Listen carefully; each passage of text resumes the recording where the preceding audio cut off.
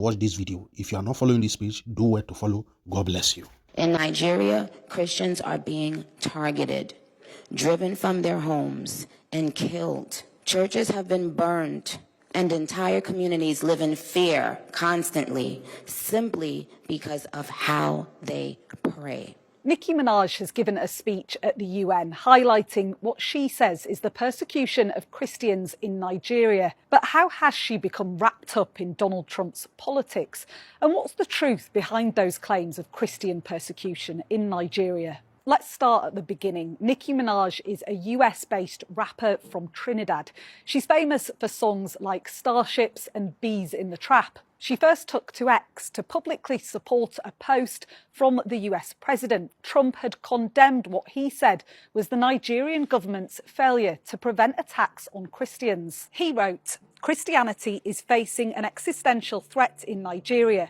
Thousands of Christians are being killed." Minaj replied, thanking the president and his team for taking the issue seriously. The worlds of MAGA and Nicki Minaj continued to collide after the US ambassador to the UN, Mike Waltz, also posted. Nicki Minaj is not only arguably the greatest female recording artist, he wrote, but also a principled individual who refuses to remain silent in the face of injustice. He confirmed she would deliver this speech to the UN. Nicki Minaj then replied, "Ambassador, I am so grateful to be entrusted with an opportunity of this magnitude. The Barbs and I will never stand down in the face of injustice." The Barbs is what her fan base is known as. But what is Minaj talking about and how true are the claims? Well, Nigeria has no official state religion, but Muslims and Christians make up approximately 45% of the population. Islam is the majority religion in the north and Christianity is predominantly in the south of the country. Data shows that militia violence appears to be evenly distributed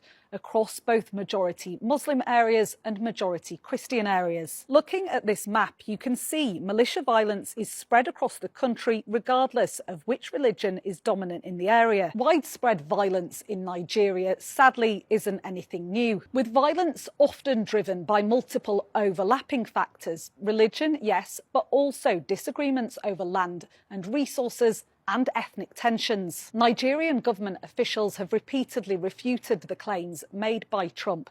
They've condemned violence across the country, but stated that Christians are not the only victims. Yes, we do have religious issues in Nigeria. Yes, we do have security issues, especially in the northeastern part of the country, the northwest and the north central part of the country as well.